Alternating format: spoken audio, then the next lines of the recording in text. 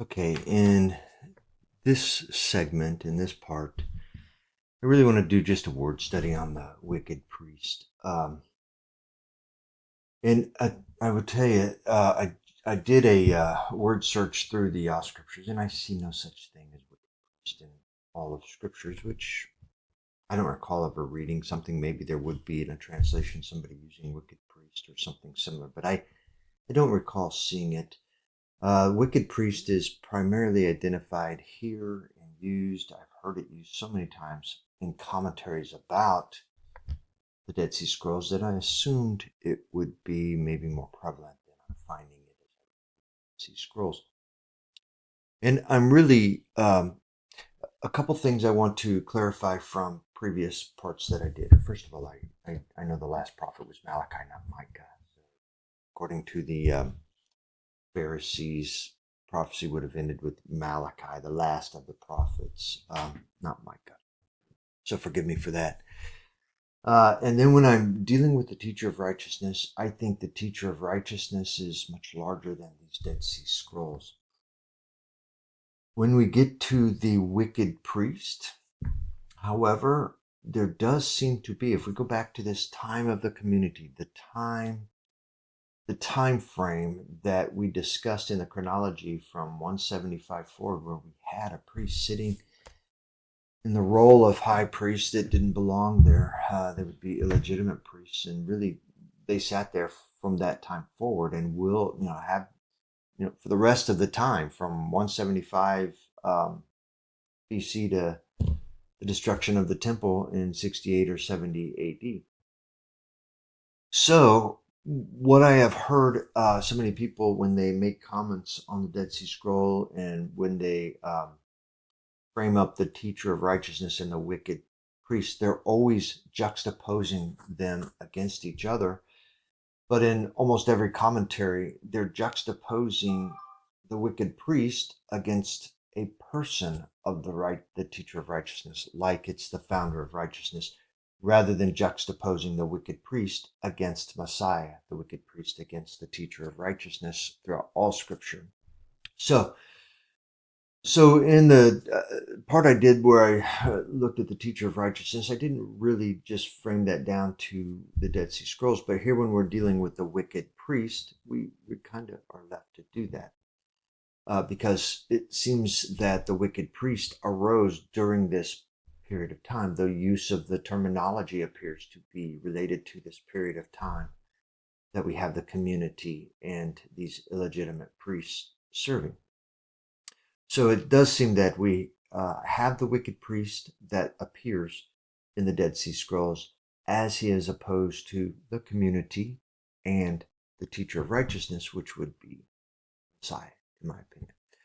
One of the things that's striking to me is that when I go to, let me start with the Dead Sea Scrolls translated here. When I look up wicked priest, in this translation, first of all, if you can see, I did a word search and there are 16 occurrences, but two of those, as we go tab through, you'll see are not wicked priest. It's something else. But there are 14 occurrences of wicked priest.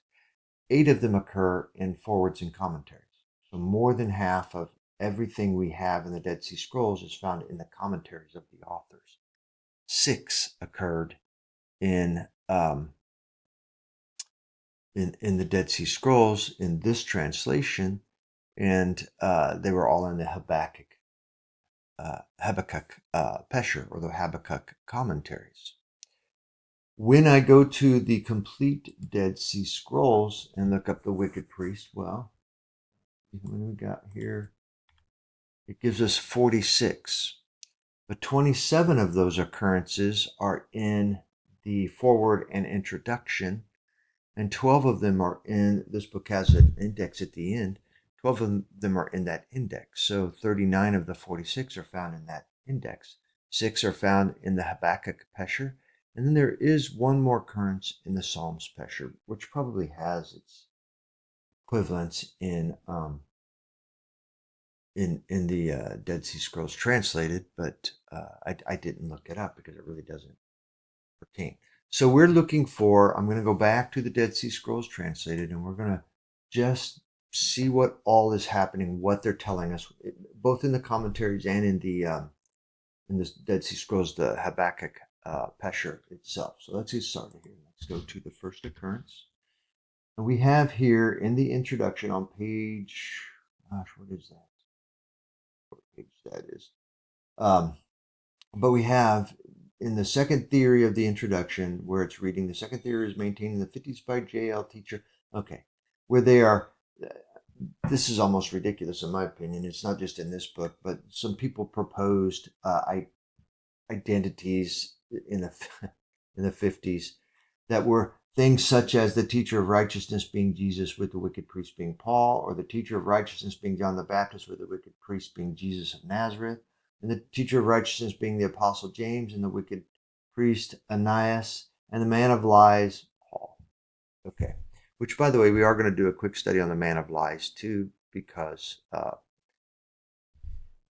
least Giza Vermes likes to say that the wicked priest is also the man of lies. Well, the man of lies is, I think, bigger than the Dead Sea Scrolls era. But maybe we'll see. Okay, so let's move on to the next. Here we're on the next page, and okay, so the most frequent references. Again, we're in this part of the introduction called the history of the Qumran community, and where Professor Martinez is telling us that the most frequent references, which also provide the best hope for making a connection between the history of the community and official history, are to the wicked priest in the Habakkuk Pesher. He is said to be the highest power in the land, and at one stage he would persecute the teacher of righteousness and his community in their desert retreat. I'm not sure it says in their desert retreat, but we'll see. Those references, though, continue to be useless since the mass of features attributed to this person could fit any of the high priests of the 2nd century BCE. Maybe. And he goes on to say on this topic too, in the Groningen hypothesis, they say that in essence, as part of the hypothesis, surmises that the title wicked priest is not a nickname assigned to the high priest. Instead, it is an honorary title applied to the various Hasmonean priests from Judas Maccabees to Alexander Jannaeus. Okay? This obviates the need for assigning to a single person all the different and contradictory features asserted of the wicked priest. Okay, and then we have one more. We can determine that the formative period of the community covers at least the high priesthood of both Jonathan and Simeon, two of the wicked priests with whom the teacher of righteousness was in dispute. All right, so how many have we got? What's the 5th reference to it? And now, nope. Okay, so there were 6 references in the introduction there. And then in his footnotes, in his notes are 1, 2, 3, 4 more. So let's see. Okay, so here we arrive where the word search pulled up priest and wicked on the same page, but it's clearly not the wicked priest. It's a pure priest and then wicked man. So it's not part of what we're trying to do here. So then we move on to the Habakkuk Pesher, which is the Habakkuk commentaries. And Habakkuk was a prophet that lived and prophesied during the time of Josiah, which would have been the 7th century, like from the 600s to the 700 BC to 600 BC. So this was taking place before the Babylonian captivity, many centuries before the time of the community here that would have formed. 300-400 years, a lot of time passed, and somebody appears to be doing a study on the Habakkuk prophecy, the writings, and after reading a little bit of the prophecy, they'll interpret it and offer some interpretation of it, which does not have to be, this doesn't rise to the level of scripture. This would rise to the level of somebody who's basically just like we do today. We read scripture and we try to figure out what it means and we offer our opinions. And I think that's pretty much what we're experiencing here is Habakkuk prophecy being interpreted, interpretations of it being offered by somebody. Maybe some would argue, especially those who embrace the idea that the teacher of righteousness was a man, maybe they would say that it's the teacher of righteousness interpreting a special knowledge. I guess you could Make all kinds of arguments if you want to, but what it clearly is an interpretation of the prophecy of Habakkuk. And we're going to see references to in fact, almost all of the references to the wicked priest are here. So, and I will say before I get into it, I do think it's likely that this would have been written in the time of the community, probably well into the time of the community, because they reference some things that take place with the wicked priest that would fit the definitions, fit the historical content of what took place in that chronology that I showed you from the days after the deposing and removal of Onias as the Zadokite priest and the replacement of him with first Hellenistic and then Hasmonean or Maccabean priests. And I think, as I mentioned in a previous one, we do get to where some of them. I don't think it likely that Jonathan or Simon would be the evil priests that we're talking about here. But maybe they did some of the things we're going to see laid out here. But now I will also say it's a little hard. It's going to get choppy trying to do this with you because these are chopped up. These are fragments, and they have when we're reading the Habakkuk prophecy, they're fragments, and then we get into the interpretations, which are fragments. So forgive me if this is a choppy read, but if we're going to figure out who the Dead Sea Scrolls is identifying for us as the wicked priest or priests, then we're just going to have to chop through it. So here we are in column 1, Habakkuk, chapter 1, verses 1 and 2. Oracle received by the prophet Habakkuk in a vision. For how long, Yahweh, will I ask for help without you hearing me? Shout violence to you without you saving me. Okay, then we have an interpretation here.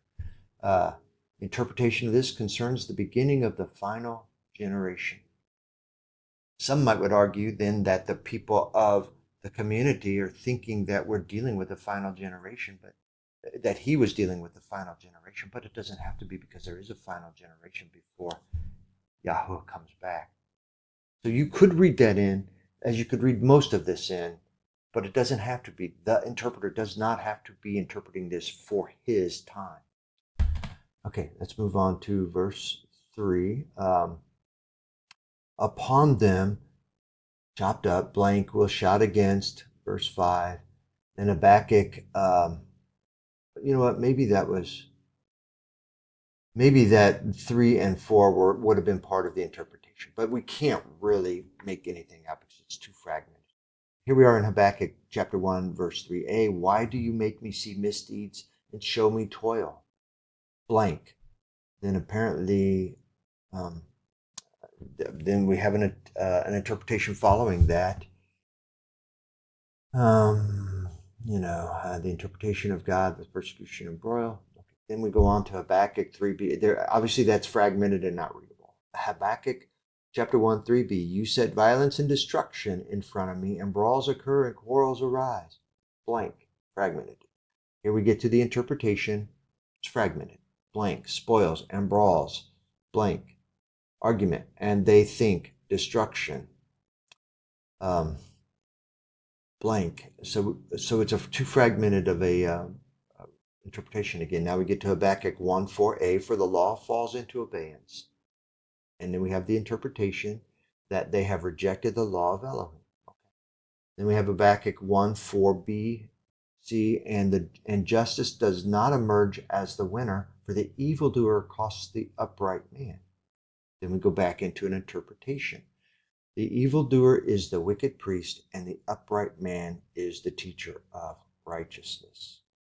I'll come back to that, because we do have the teacher of righteousness who, blank. So a bit fragmented, not much information there. Then we go into Habakkuk chapter 1, 4d, verse 4d.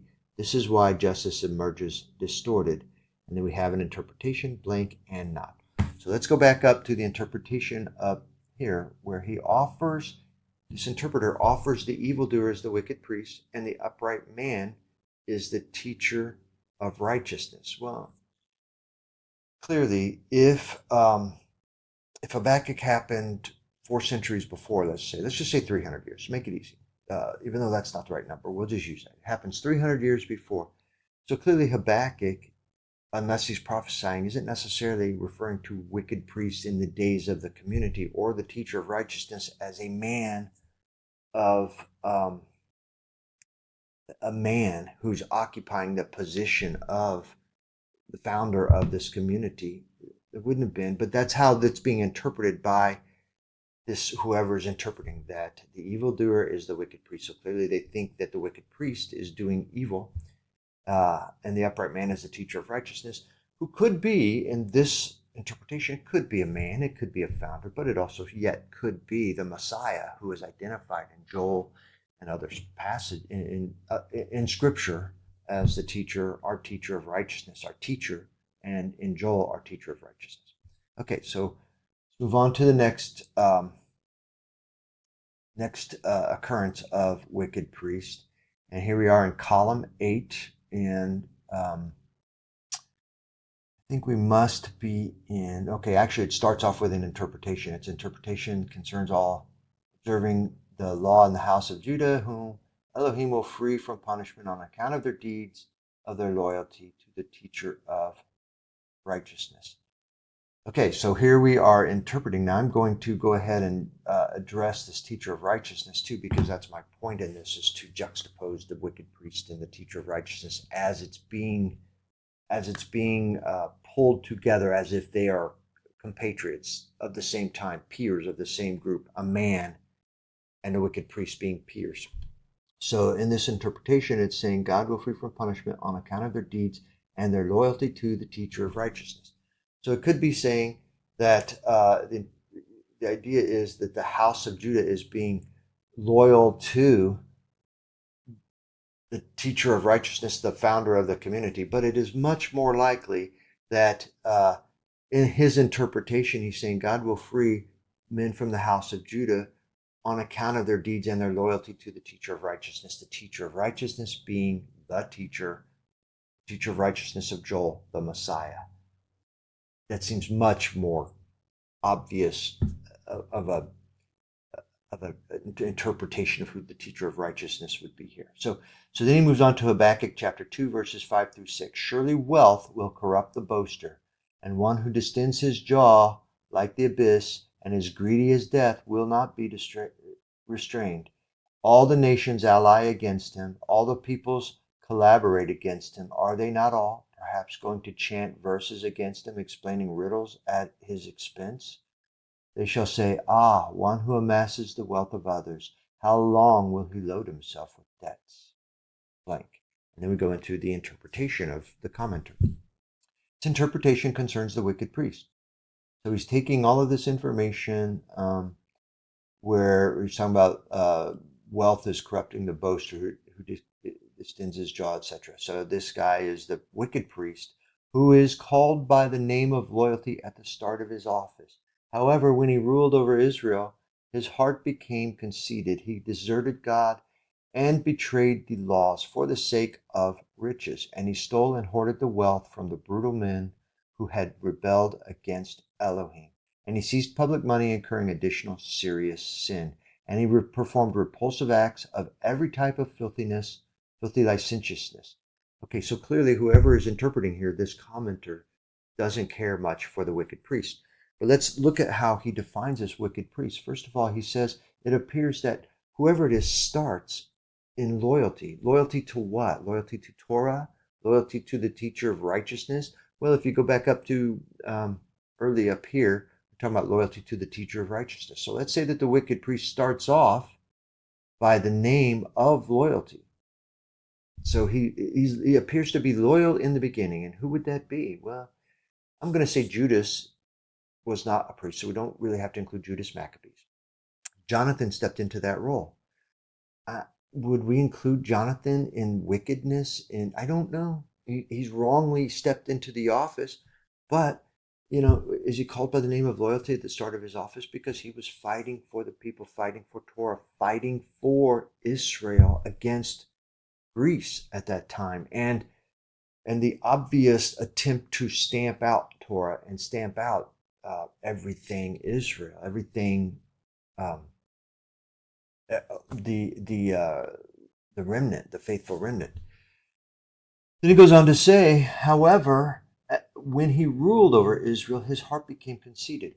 Now, when did Jonathan didn't rule? If I remember right, he didn't rule right at the beginning. He was appointed after he was appointed priest. He later was appointed governor of an area. So within a few years, he ends up ruling. Is that then this transition where he starts off in loyalty as the priest, but then, um, however, when he ruled over Israel, his heart became conceited.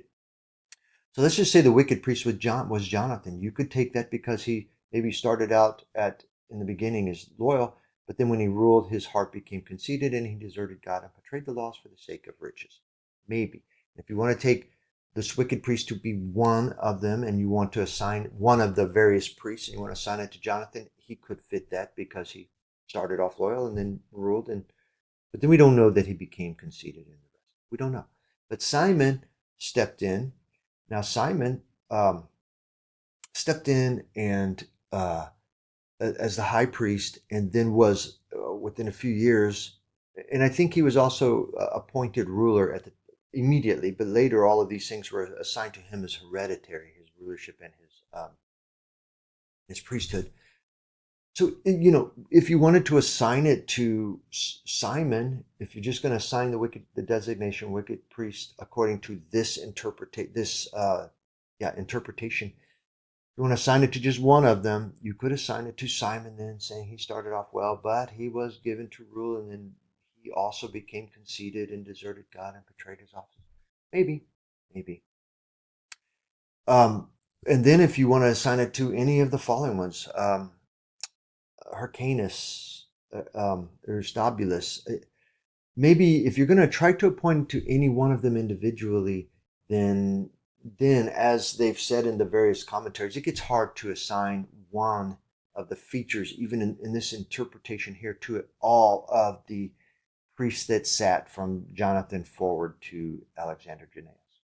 But if you take, and this is what I subscribe to, and I think it logical, that the wicked priest would be all, not one person that sat there, but the wicked priest became the wicked priesthood, because with the beginning of Jason and then Melanius and then Alcimus and then Jonathan, then Simon, then John Hyrcanus, on down the line, they all were illegitimately sitting in the role of high priest, which made the high priesthood in violation of Torah, and all part of could easily be considered wicked because it's just non-Torah, wicked priests setting themselves up against the ways of Torah that the teacher of righteousness, our Messiah, champions. So if we were to take, and this is what I'm gonna do here, I'm gonna take them as the wicked priest is that office I share, and that would be like the Groningen hypothesis. I would share with this portion of his hypothesis that it applies to many, if not all, of the priests that sat in the high priesthood after Onias was deposed. So if you start off when you could say that who is called by name of loyalty at the start of his office, Jonathan could have fit that role, and maybe even Simon could have. But at some point during the rulership, while they are ruling over Israel, his heart became conceited. So whoever, at some point, those sitting in this seat would have started becoming conceited. And you see signs of that definitely. If not Simon, you definitely see it in Hyrcanus and the rest of them, where their heart becomes conceited. They desert God and betray the laws for the sake of riches. They steal and hoard wealth from the brutal men who had rebelled against Elohim. And he seized public money, incurring additional serious sin. And he performed repulsive acts of every type of filthy licentiousness, etc. Now, I'm going to say, if this is one interpreter who has done all of this work against Habakkuk, he would have lived during a specific time, and there was a time when a particular king came on, and let's see, from repulsive acts, your creditors shall wake you up, you shall be their prey. Since you pillaged many countries, the rest of the peoples will pillage you. Okay. So we're going to see here in a moment that if this interpreter that did this one, interpreted the next one too. We're going to see references to uh, things that maybe this interpreter lived during the time of one priest. And so an event that occurred could have been a reference to something, and I'll try to go back and bring that up for you. Um, a reference to one particular thing that occurred at that time that would have happened in one of the rulers, the high priest and rulers time frame. So maybe let's move on to the next. So we get the idea that according to this interpreter, the wicked priest is basically, if it's one man, he started off good and then went bad. If it's the office, it started off good and then whoever was sitting there became bad. Move on to the next. Okay, so here we are in column 9 up here. And I'm realizing, let me make this a little bigger for you. Maybe a little late, but I'm sorry. So we're reading, might be, this might be part of an interpretation again up here. The interpretation of the word concerns the priest who rebelled. Okay, so actually, we are starting up here, and this is right below what we were doing. So we have Habakkuk 2:7. Will your creditors not suddenly get up, and those who shake you up, you will be their prey, since you pillaged many countries. The rest of the people will pillage you. So when I read that earlier, I just a few moments ago, I failed to realize that that's Habakkuk chapter 2, verses 7 through 8, saying, will your creditors not suddenly get up, and those who shake you wake you up? You will be their prey, since you pillaged many countries, and the rest of the peoples who pillage will pillage you. Well, okay, so we're not talking about the wicked priest in the Habakkuk uh, passage there. Then we have a blank, and then we go on to the interpretation of the word concerns the priest who rebelled, blank, the precepts of Elohim. So it appears that this interpreter thinks that the priest that rebelled something about the precepts of Elohim, being distressed by the punishments of sin, the horrors of terrifying maladies acted upon him, as well as vengeful acts on his fleshly body. And what it says, I don't really know what to do with that. Habakkuk chapter 2, verse 8a, since you pillaged many countries, the rest of the peoples will pillage you. Blank. Its interpretation of Habakkuk 2:8 concerns the last priests of Jerusalem. What priest? This could be the priest in the time of Habakkuk, but it also could be the priest sitting in Jerusalem, which would be the Hellenistic priest, and then the various Hasmonean wicked priests, because where they were sitting in Jerusalem, the sons of Zadok were sitting in the community. So its interpretation concerns the last priest of Jerusalem, who will accumulate riches and loot from plundering peoples. Is that what was happening by the Hasmoneans? I think so. I think when you get into the history that they were doing that. However, in the last days, their riches and their loot will fall into the hands of the army of the Kittim. Now, this is interesting because, and I'll show you, I'm going to go back, and I failed to do this correctly when I went into the timeline, but I will here in a moment go back to the timeline and make some additional comments because this has application to that time. So I really think that whoever's interpreting is he's not talking about the last priest of Jerusalem in the times of Habakkuk. He's talking about the last priest of Jerusalem in the days just before the Roman invasion. And in this case, the Kittim would be appropriately assigned to the Romans, I believe, according to history. So then we have blank, and for they are, and then we get Habakkuk 2, verse 8, the greatest of the peoples. And then we have Habakkuk 2, verse 8b, for the human blood spilt and the violence done to the country, the city, and all its occupants, blank. And then we go into the interpretation again, where it says the interpretation concerns the wicked priest, since for the wickedness against the teacher of righteousness and the members of his council, Elohim delivered him into the hands of his enemy to disgrace him with punishment, to destroy him with bitterness of soul, for having acted wickedly against his elect. Let me just quickly read this. Woe to anybody, evil you have planned. Okay. All right, so we'll stay there. See, this has application. And I'm going to go back in here just momentarily. This has application, but so does this, where it says the interpretation concerns the wicked priest, since for the wickedness against the teacher of righteousness. Well, if you are amongst these authors of these compilations of Dead Sea Scrolls and their translations, and amongst those who are believing that the teacher of righteousness is the founder of the community, a man or a priest or somebody with special thing, if you are receiving that, that's how you'll read this, that this wicked priest committed acts of wickedness against the teacher of righteousness and the members of his council. So the teacher of righteousness in that construct, where he's a man or a priest, would have members of his council sitting in the community. But I will offer and say, so that's true of the Messiah too. If the wicked priest acted in wickedness against the teacher of righteousness, he would be acting in wickedness against the Messiah, who is the teacher of righteousness, who has not yet come. He's coming soon. He's coming in the next 60, 70 years after these events, if it's what I think it is. But the acts of the wicked priest of wickedness against the teacher of righteousness does not have to be against a man who is leading the community. It could be the Messiah, and I think it is the Messiah. I think it is. And the members of his council could be the community. Very easily could be the community, because they would be, I mean, the teacher of righteousness, the Messiah, would be their leader as well, and they would be members of his council.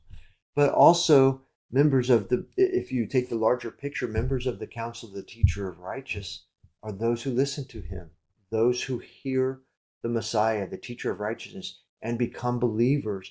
And so they become the chosen and the elect, as we see they reference down here again.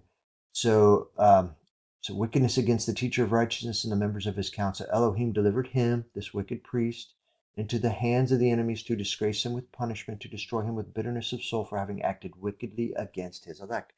Here is the use of elect, which is common when we are referencing the church or any of us who are the faithful remnant, who are the chosen, the elect of Elohim.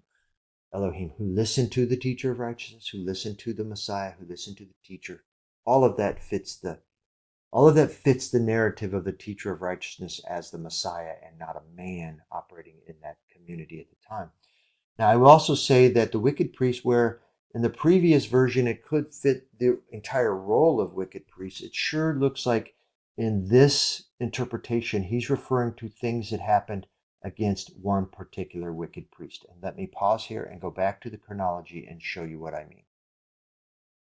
Okay, so I'm back at the timeline, and I sure wish I had seen this and thought to do this when I was going through the chronology in an earlier part that I did. But I'm back at the chronology and the timeline of what was taking place during this period of time. First of all, we have the Seleucids coming in and taking over the land of Judea in 197 BC. Then we have Onias deposed, Jason, then Menelaus, who starts forcing Hellenization, then Antiochus, led by Menaeus, plundering the temple.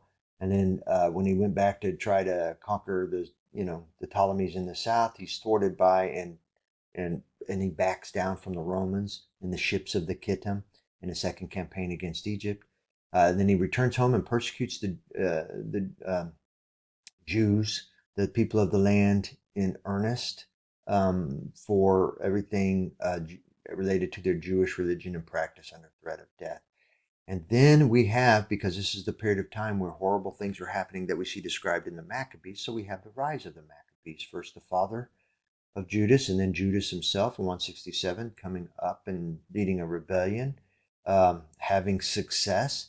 Ultimately, during the time of Judas, it is during the time of Judas that Demetrius has Menelaus executed by the Syrians. That appears to be around 162. Maybe, I'm not sure why they have 162 to 150. Not the point of what I'm doing here. But then we have Judas killed in the battle and Jonathan assuming. And would this then be the beginning of, well, actually, would this appear when Jason becomes the Hellenistic high priest, or if not him, Menelaus up here? Would that be the beginning of the wicked priest, or does the beginning of the wicked priest occur down here after, when we get to Alcimus was appointed as the last high priest, who would be a Hellenistic high priest, appointed. Then he dies pretty quickly, and then we have apparently 8 years where we didn't have a high priest, and we're still having with Jonathan. After Judas was killed, Jonathan assumes the leadership, and he's leading during this time. And do they reach a truce because Alexander Balas of the Seleucid throne appoints him as high priest and offers him that role, and Jonathan takes it. Now we have a truce between Israel and Greece at that point in time. Now we have lots of interaction that continues for the rest of the time, but this would be a truce, and now and some the beginning of some basic autonomy, not full autonomy, but semi-autonomy for the land of Israel as it grows and expands its borders again under these Maccabean or Hasmonean priests who are at peace now with the Greeks, mostly at peace with the Greeks. But would the appointment of this high priest, Jonathan as high priest, be the beginning of the wickedness, if not the Hellenistic priest? No. Here, though, is where, let's see, during the time, so it was 145, so Jonathan's been serving as high priest from 152, and then Tryphon appoints him governor of Syria. And when would that be? 145? I'm not really sure. So it appears that let's just say it's 145 BC. And if Tryphon appoints, notice that Tryphon is appointing. He's appointing Jonathan still. You know what? Maybe I'm wrong here. Maybe Jonathan is named governor of Syria. I'm not really sure. I'd have to get into the details of it.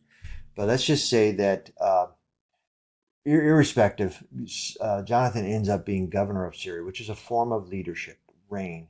And that have happened in 145, which would have been 7 years into his role as high priest. But then in 143, a couple years later, Jonathan is arrested by Tryphon. So clearly, and this is where I started to go a moment ago, Greece is still a powerhouse, and Tryphon, a general of Greece, was strong enough, powerful enough to have Jonathan arrested, and and ultimately, just a few years later, executed in prison.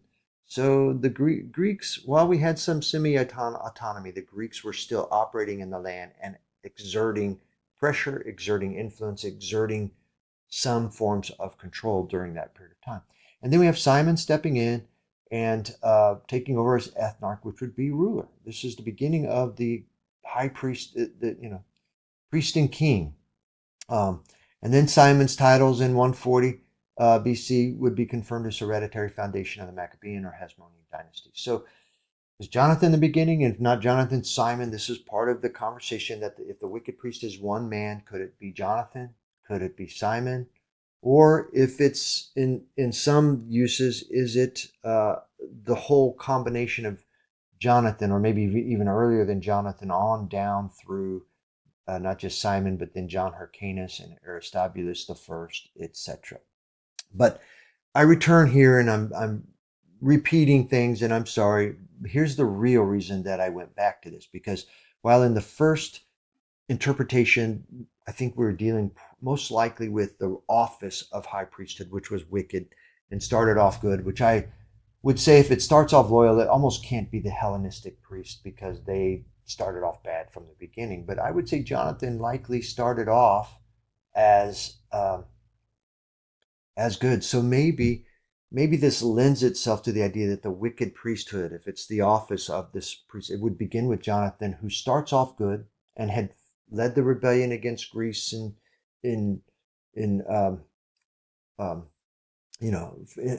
for Torah. So maybe it's him and then Simon. These are the, in the office, the good ones. But then we have, whether it begins with Jonathan or begins with Simon or begins upon Simon's death when he's murdered by his son-in-law because treachery begins to set in. And now we have John Hyrcanus setting up as high priest who begins to fire.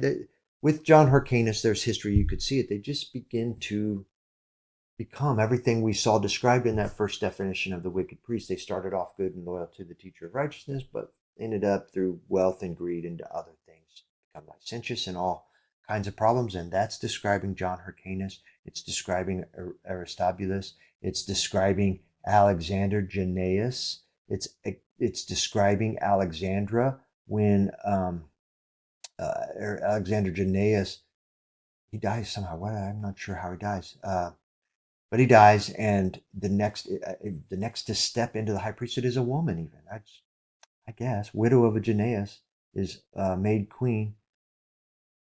And don't forgive me.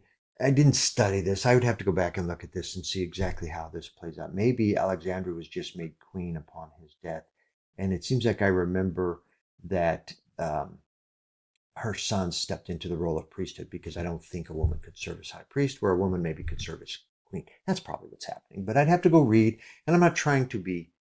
It's not what I'm trying to do. I'm not trying to be exact with this history, especially this portion of history. We get the overview, we get the idea. And then we have Hyrcanus the second, king and high priest. So looks like we have it all established back together. And I do remember reading now, when I'm thinking about this in Issa Vermes edition, where she was ruling. Hyrcanus stepped in as high priest, but then she gave the ruling back to Hyrcanus, who didn't like it, and was deposed eventually by Aristobulus, who then stepped into the role of king and high priest instead of his brother Hyrcanus II. But Aristobulus, this is why I came back, because it's at the time of Aristobulus. If these guys are the wicked priests who are operating in licentiousness and all the greed and things that the interpreter just described, and if we've now arrived at Aristobulus during the days of Aristobulus II in 67 to 63 BC, that's when Pompey comes into Rome. And I said in the other one that they just walked in, and I don't know that they just walked in. Pompey came in and just basically took it. I don't think if there was any resistance there. I don't think there was much, but I'm not, again, trying to be exact on that history. But clearly in 63 BCE, Jerusalem falls to Pompey, and Judea becomes a Roman province, and Aristobulus is taken prisoner, and Hyrcanus is reinstated as high priest without a royal title. So Hyrcanus is put back into the priesthood, but not a royal title. Then Antigonus, son of Aristobulus II, who was taken prisoner by Pompey, or by Rome anyway, by Pompey in 63, occupied the throne and pontificate with Parthian support. So we've returned back to a royal title along with the high priesthood, and it remained that way until Rome appoints Herod the Great, and the end of the Hasmonean rulership, which they call the Hasmonean dynasty, ends. But I think their lineage continued in high priesthood. I think, but I'm not going to assert that because now we're talking about history that goes into the Sadducees and the priests that were sitting in the time of Yahushua, and that involves a different kind of study than what I'm doing today. But let's focus for a second on Aristobulus in 63 BCE, when he's taken prisoner by Pompey in 63, after the fall of Jerusalem and Judea becomes a Roman province. And let's go back to what we were just reading here, where we have the interpretation that its interpretation concerns the wicked priest, since for the wickedness against the teacher of righteousness and the members of his council, Elohim delivered him into the hands of his enemies to disgrace him with a punishment, to destroy him with bitterness of soul for having acted wickedly against his elect. So he was taken prisoner. If this is Aristobulus II, this wicked priest could be referring to Aristobulus, and more likely a person rather than the office of priesthood here. But this is what happened to him. If it's Aristobulus II, he was taken, he was delivered into Rome, the hands of Rome. And let me go back. Let me go back up here, and it's important. I guess let me come back up here. Its interpretation concerns the last priests of Jerusalem. So if we go back to this, we have these maybe being the last priests of. You know what? It would make sense because these are the last priests we have after Simon, John Hyrcanus, Aristobulus, Alexander. Alexandria becomes queen, and we've got Hyrcanus and Aristobulus II. So these would be the last priests in this part of the interpretation up here, where during the last priests who accumulate riches and loot from plundering the peoples. However, in the last days, their riches and their loot fall into the hands of the army of the Kittim. So if we go back to 63 BC, and in this time, Rome is the Kittim, just like we have the ships of Kittim, in up here in the days of Antiochus being thwarted by the Romans. That's the ships of Kittim. And now we have, during the days of Aristobulus II, the Kittim, and coming in and taking basically the accumulations of the wicked priests and what they've accumulated. So up here, I think we're talking about, it's likely that all of the last priests could fall into the definition of the wicked priest. And all of their riches fall into the hands of the army of the Kittim, which would be Rome when they come into Judea in 63 BC and take over Jerusalem and the temple, and basically take over and turn it into a province of Rome. And then we have here where the wicked priest, because of his wickedness, ends up being disgraced with punishment at the hands of his enemies, which would be Rome, the Kittim, to destroy him with bitterness of soul for having acted wickedly against his elect. Okay, I'm sorry. I drugged this out and I didn't mean to, but you get the idea of who the wicked priest would be. So I'm going to take a moment again to say that the wicked priest is not found in the old writings. The teacher of righteousness is found in the old writings. And the wicked priest, while we're seeing him coming up and being discussed by somebody who appears to have lived during the times of this community as they are interpreting the scrolls of Habakkuk from 300 and 400 years earlier. As they're interpreting it, they're applying it to what they're witnessing taking place. And I'm going to say, if you read some of the rest of it, they not just apply it to their time, they apply it to the future as well as they are interpreting Habakkuk. But he clearly takes Habakkuk and some of what Habakkuk is saying in his prophecy and in his scroll and applying it to what he was witnessing apparently in the days historically with what was taking place in the priesthood, that I believe the wicked priesthood. And having reasoned this out a little bit further, I'm going to say it does start with Jonathan. The wicked priesthood starts with Jonathan. It was wicked before, but what he's referring to here is the wicked priest. I do think it probably starts with Jonathan, since we said he started. Let me go back here. Since we said he started, who is called by the name of loyalty at the start of his office.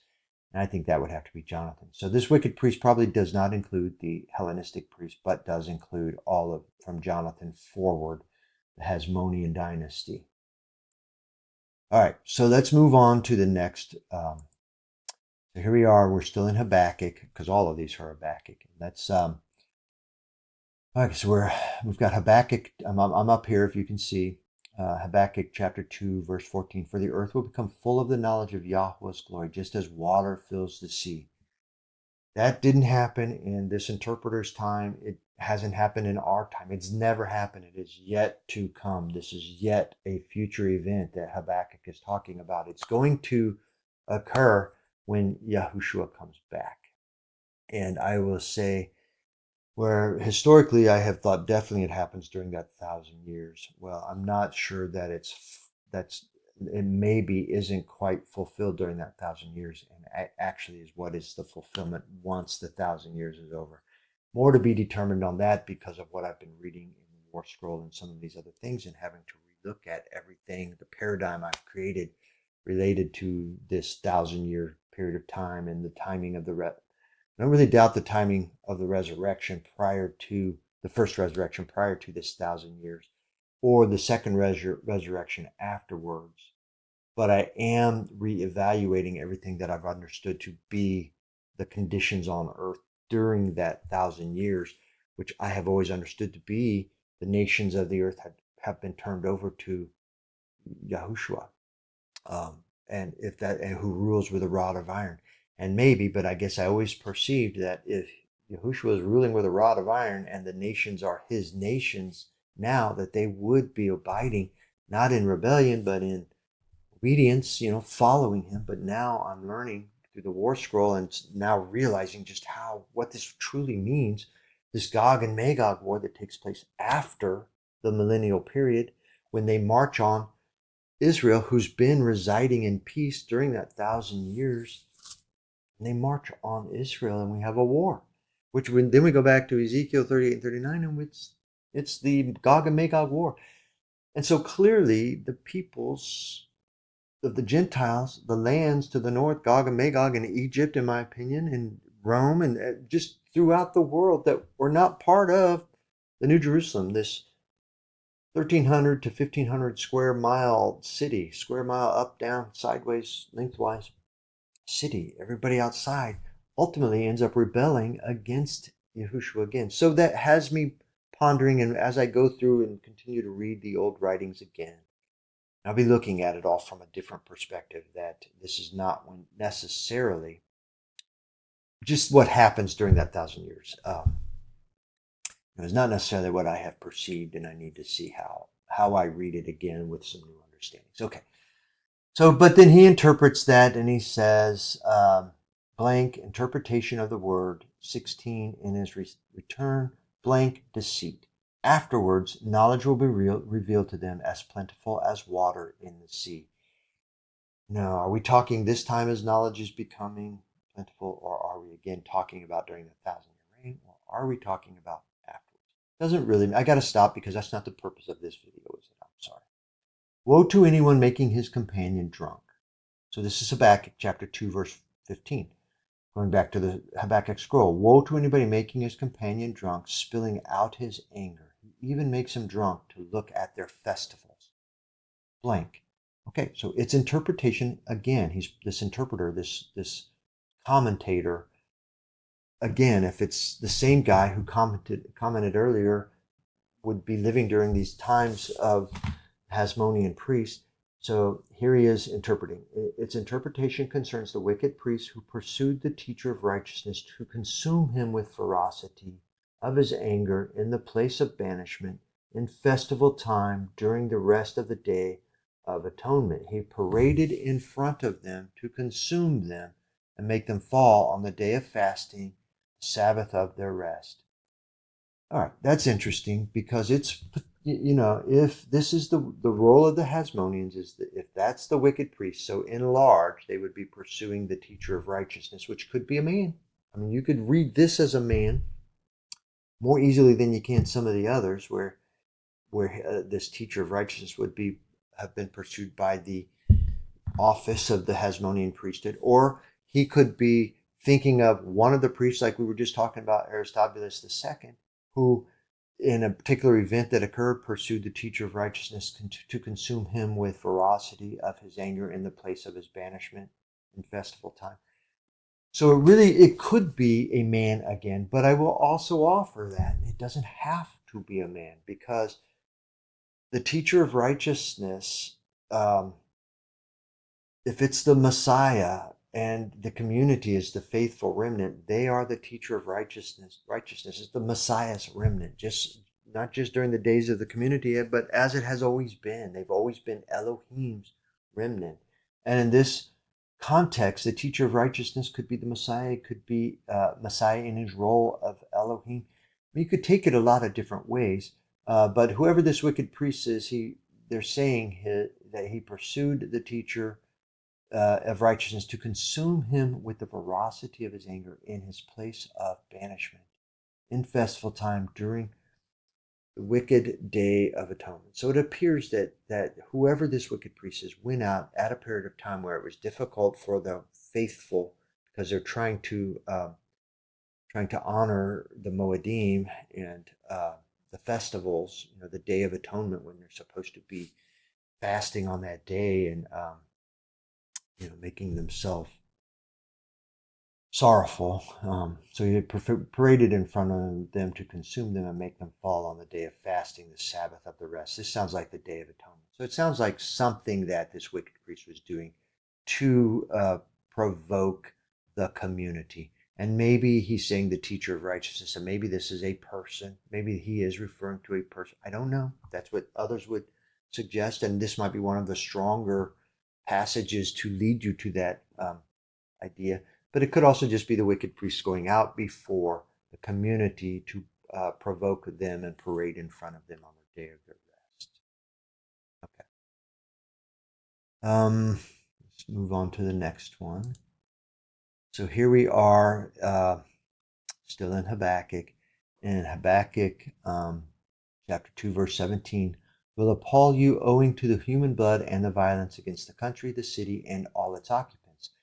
Now we go back into the interpretation. The interpretation of the word concerns the wicked priest to pay him the reward for what he did to the poor. Apparently, either one of the wicked priests, or a couple of the wicked priests, or the office of the wicked priests as they became licentious and greedy, ended up, uh, doing something terribly wrong to the poor, which is robbing the poor probably and mistreating the poor. Because Lebanon is the council of the community, and animals are the simple folk of Judea who observe the law. Elohim will sentence him to destruction, exactly as he, which I imagine is the wicked priest, intended to destroy the poor, and for what he says. Okay, so this is just a wicked priest, or the office of the wicked priest, going out against the poor. Here we've got another one. We've got Habakkuk chapter 2, verse 17, owing to the blood of the city of the violence against the country. Now we have the interpretation. Its interpretation, the city of Jerusalem, since in it, the city of Jerusalem. Okay, so let me go back up. Habakkuk chapter 2, verse 17, owing to the blood of the city. So the city is Jerusalem, they're saying, and the violence against the country. So its interpretation is this city is Jerusalem, since in it the wicked priest performed repulsive acts and defiled the sanctuary of Elohim. Okay, so the violence against the country are the cities of Judah, which he plundered of the possessions of the poor. So he would be the wicked priest again. So he defiled the sanctuary of Elohim, and the violence against the country are the cities of Judah, which he plundered of the possessions of the poor. Okay, so let's think about this. The sanctuary of God, who performed repulsive acts and defiled the sanctuary of God? It could be Jonathan, Simon, Hyrcanus, Aristobulus, and those that followed Alexander Janus. Could be them who did things just by sitting in the role of high priest. In a way, they are defiling the sanctuary of God. We have illegitimate, wrong, unclean priests sitting in the role of high priest against Torah. Can't be honored by Elohim. It's not Torah. It's not. But we also have, it is possible when we go back to the timeline, we go back to this period of time where we have under Menelaus, we have Antiochus profaning and plundering the temple, and then ultimately coming down here, transforming into a sanctuary, the temple into a sanctuary of Olympian Zeus, and all of this is happening under the time of Menelaus, Hellenistic priest. So it's possible that in this case he's referring to the Hellenist priest, Menelaus, as the high priest who did repulsive acts and defiled the sanctuary of Elohim. And then the violence against the country are the cities of Judah, which he plundered of the possessions of the poor. So I suppose that if it is the Hellenistic priests, they were probably also plundering. Greece would have been plundering, I guess. But if now we've moved back into the time of the Hasmoneans, they could have been plundering the cities of Judah, which would be around. Don't really know. Again, this lends itself to, I'd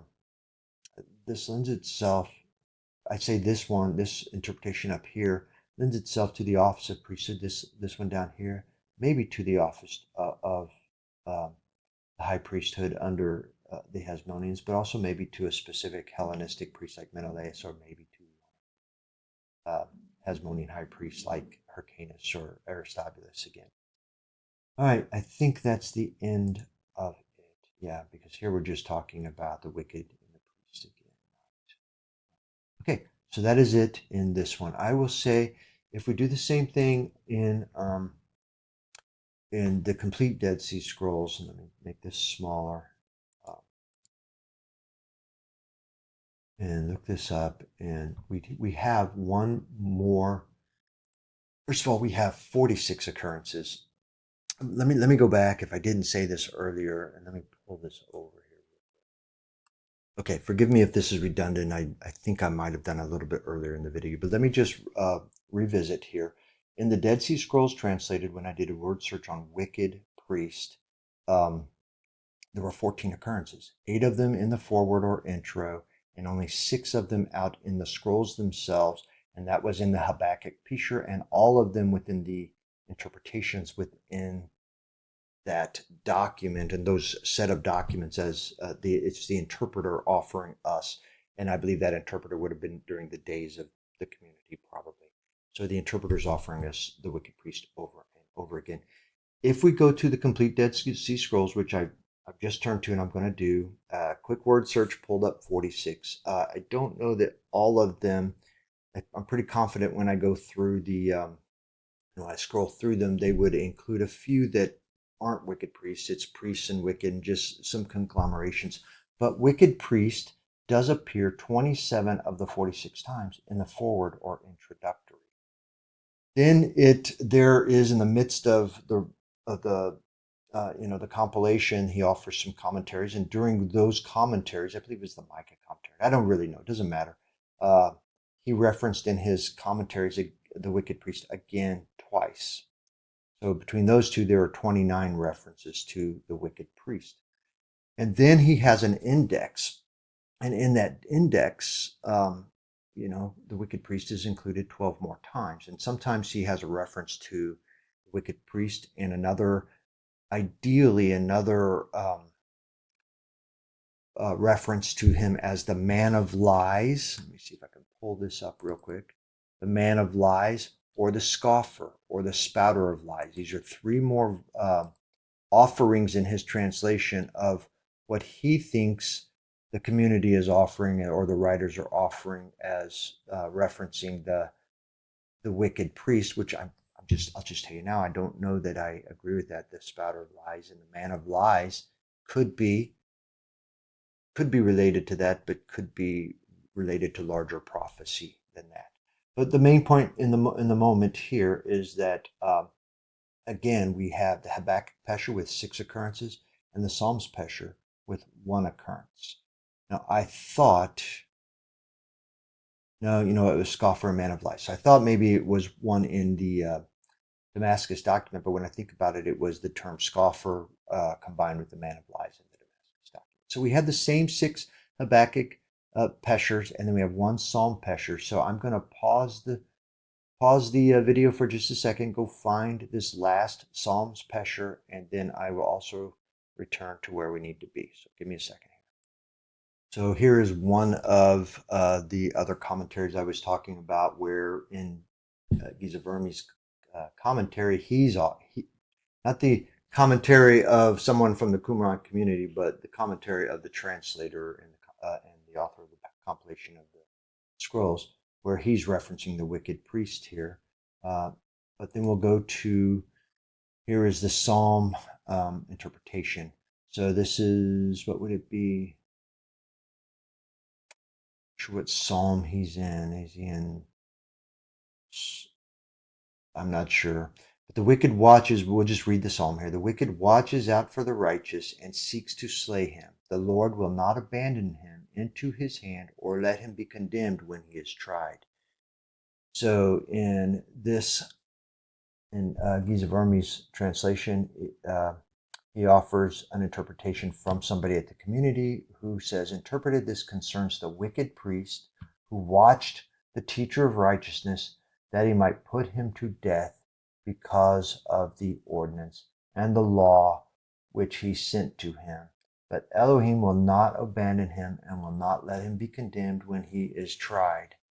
And Elohim will pay him his reward by delivering him up into the hand of violent nations. So this could be.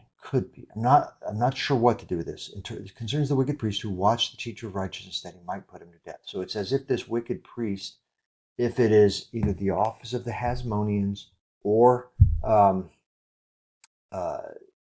any individual priest, was watching, and in this case would be another one of those cases where it's suggestive that he's watching a contemporary appear in his time, looking to put him to death. And that's possible.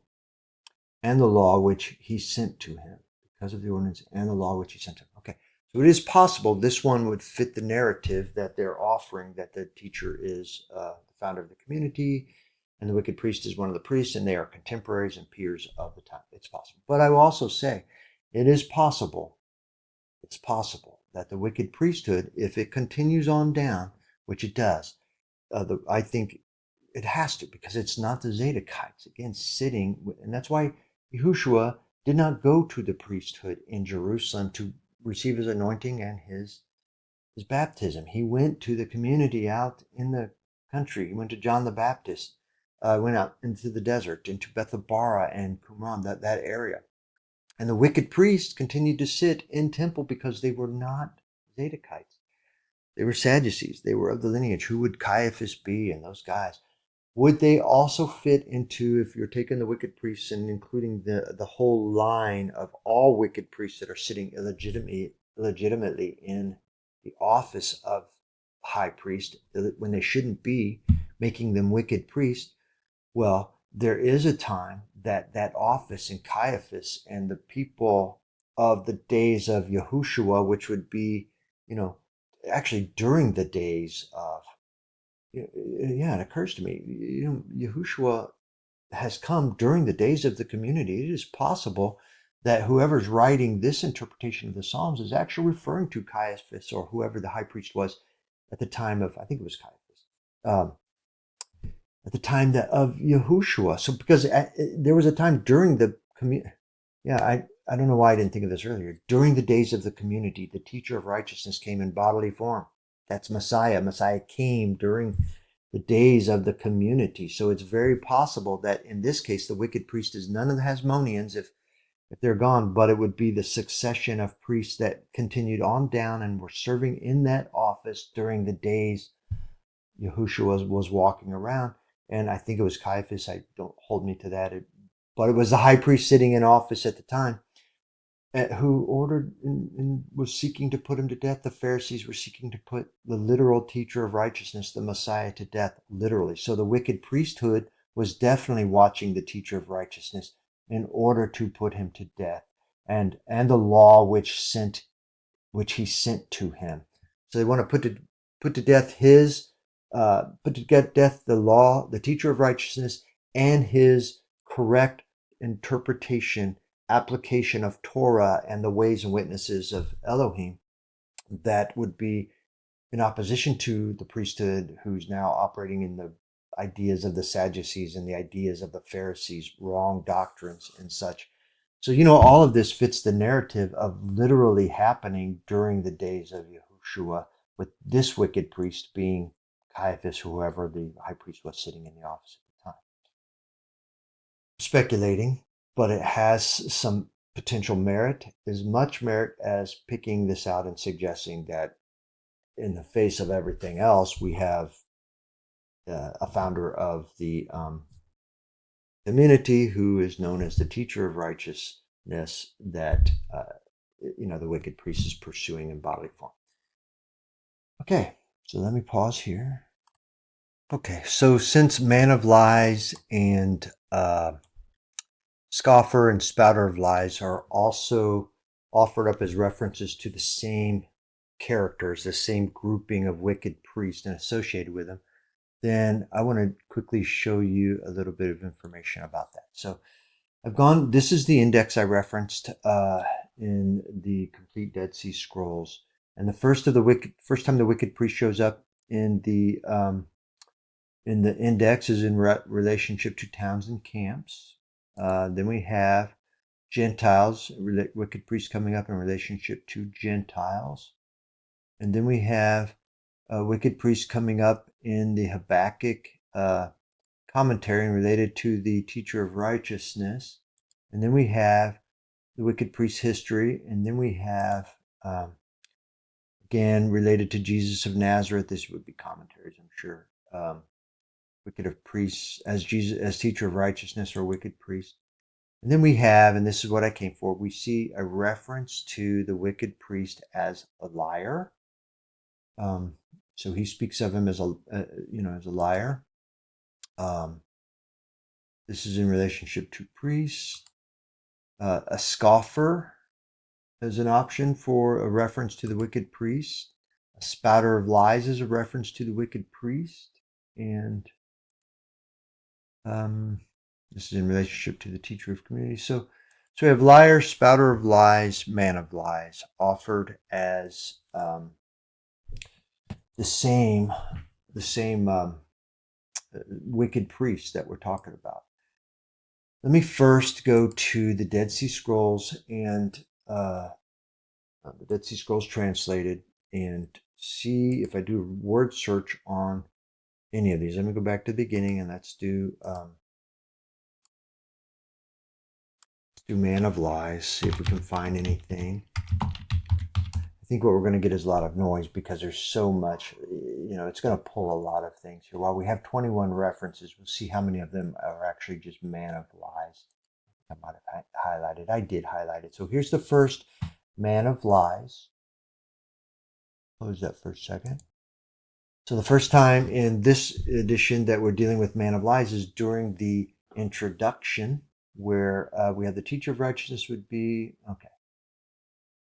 I had read this earlier. So these are the principal characters of some of the ideas of people out there saying that, teacher of righteousness might be Jesus, with the wicked priest being Paul, the teacher of righteousness being John the Baptist, and the wicked priest Jesus of Nazareth. The teacher of righteousness would be the apostle James, the wicked priest Ananias. You know what? Ananias might be the guy. It might be Ananias that was sitting in as the high priest and not Caiaphas at the time. Yeah, forgive me. It was one of those two, I believe, sitting as high priest in the times of Messiah. And the man of lies, then Paul. So here's a reference to man of lies.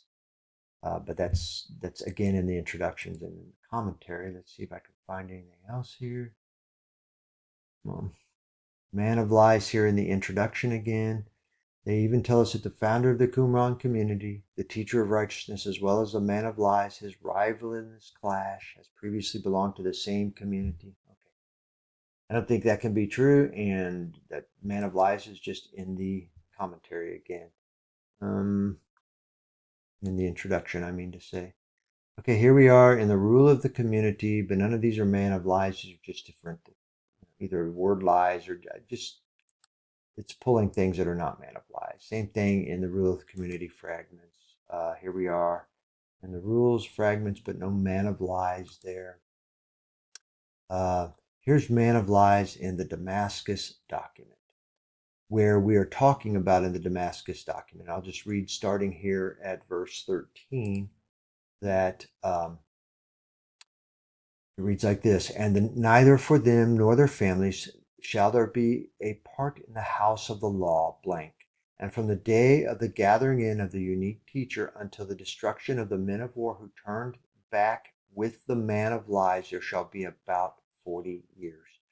Now, I would say in this context, man of lies could be the priesthood again, but if this is like I had postulated earlier, if we have the unique teacher being Messiah and he dies, and then 30 years later, or 40 years later, we have the destruction of Rome, which would have been around. If he died in 30 AD, Rome is destroyed in 40 AD or 70 AD, that's 40 years. So basically, there's a destruction of all the men of war who turned back with the man of lies. So it could be that all these men of war who ended up being destroyed by Rome in 80, 70 are those who turned back with who? The man of lies. And who is the man of lies? Could be the wicked priest. Could be could be could be the office of the wicked priest. Whoever it is, it's somebody who's leading them astray and that they followed. And that could easily be the wicked priest, but it does not have to be the wicked priest. It could be Belial, it could be Satan, it could be the devil, as potentially, or somebody. Don't really know. It has the potential of being, I guess, the wicked priest. Let me point out insolent up here as well, because in the next book we're going to see that they use the term scoffer with men who scoff or something of that nature. You'll see it in the book, but this is the passage. They don't use scoffer in this event. as if he would be the wicked priest. It would be, these are, this is just those who turned around with insolent men. So turned around with scoffers. And none of this is man of lies again. None of that's man of lies. None of that's man of lies. None of it's man of lies. Man of lies. Here we are in the Habakkuk commentary, where it says the interpretation of the word concerns the traders with the man of lies. So who would the man of lies be? It's potential that he's the wicked priest. It's potential. It would make sense in this, in that use of the term. So here we are in Habakkuk again. We have and the members of his council who kept silent at the time of the reproach of the teacher of righteousness and did not help him against the man of lies. So who would the man of lies be? And, like I mentioned just a little bit earlier, it is possible that that the teacher of righteousness was on the scene at this time as well. Or they're literally talking about Yahushua at this point in time because he came on the scene during the time of the community. And so the members of his council who kept silent at the time of the reproach of Messiah, maybe of Yahushua, did not help him against the man of lies, which would be maybe one of the priests, maybe somebody in particular, maybe one of the priests. Maybe it's the same wicked priest in the office of the wicked priesthood that I was referencing in the Psalms Pishur that maybe could have been the wicked priest Ananias or Caiaphas at the time of Yahushua. Maybe. Then we have in the Psalms Peshur, so do not be annoyed with one who is affluent, with someone who hatches plots. Its interpretation concerns the man of lies who misled many with deceptive words, since they thought up absurdities and did not listen to the interpreter of knowledge. This is why they will die by the sword and by hunger and by plague. So a couple thoughts here. The interpreter of knowledge is the teacher of righteousness. That's one of his. Talk about the teacher of righteousness. He's the one that knows the prophets. He knows the Torah. He knows the ways of Elohim. He's the teacher of righteousness. So he'd also be the interpreter of knowledge that they didn't listen to. And they were instead listening to the man of lies, that if this is the same grouping of people that went to war against Rome, they would have died. They would have followed them to their destruction. But either way, we've got man of lies who misled many, which could be the wicked priest or the office of wicked priest. Could be. Here we have another, I believe is still the Psalms Peshur. I looked for him and did not find. Its interpretation alludes to the man of lies who blank against God's chosen, which would be the elect, or this community, which would probably be both. I mean, the community were amongst the chosen and the chosen amongst the community, and tried to end and to carry out judgment against me, acted impertinently with arrogant hand. Could be the man of lies, could be the office. I'm being redundant, and I'm sorry. It could be the office of the wicked priest, or it could be a wicked priest sitting in the office at that point. But at that point in time, here's another passage. But the rebels will be obliterated together, and the future of the wicked will end up severed. Its interpretation concerns the traitors with the man of lies who will die and be cut off from among the congregation of the community. Congregation of the community could easily be the church, it could be the believers, it could be the chosen and elect, it could be the community, the literal community out there in the country, in the desert. Okay. Salvation comes of just men, comes from Yahweh. Okay. If there are any more occurrences of it towards the end. No. Okay, so that's it for that. Let me go look at the complete Dead Sea Scrolls now. So the complete Dead Sea Scrolls doesn't really refer to him as man of lies. He calls him the liar. So we'd have to do a search on liar. Unfortunately, liar includes quite a few words that are like peculiarities familiar, so it's a little harder to do a word search. But he also uses the term scoffer. So let's quickly go through the liar or spouter of lies. I'm just going to tell you, he is pretty much tying them all together in these various commentaries that he's doing, saying that they are one and the same. And maybe, again, maybe. Let me see if I can find anything in scriptures or in the scrolls themselves. Here's the community rule, but this is the commentary. Okay, from the day of the gathering of the teacher of the community until the end of all. This is, by the way, this is it's the War Scroll. I think it's the War Scroll. Hard to know for sure. Or maybe this is the Damascus document. I think it's the Damascus document. Okay, so from the day of the gathering of the teacher of the community until the end of all the men of war who deserted to the liar. So in the Dead Sea Scrolls translated, this is where he used the word man of lies.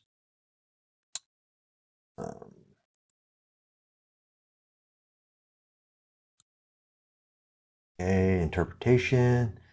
They're unfaithful together with the liar. So you know what? I'm going to stop here because I know I'm wearing you out with all of this, but liar is just going to be redundant with man of lies. And we just process that, and yeah, maybe the man of lies in many of the occasions would be referencing either a wicked priest or the office of wicked priesthood. Let me quickly look at scoffer because that's another of the options that he offers over and over again. There are 10 occurrences of it. So here, this is in the introductions.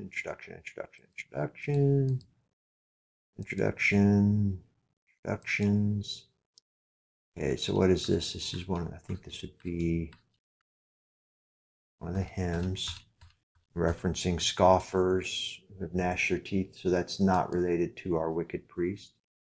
There are scoffers in Jerusalem who have despised the law of the Lord and scorned the word of the Holy One, typical to the use of the word scoffers. And then here's another. This is the congregation of scoffers in Jerusalem, and this is commentaries in Isaiah.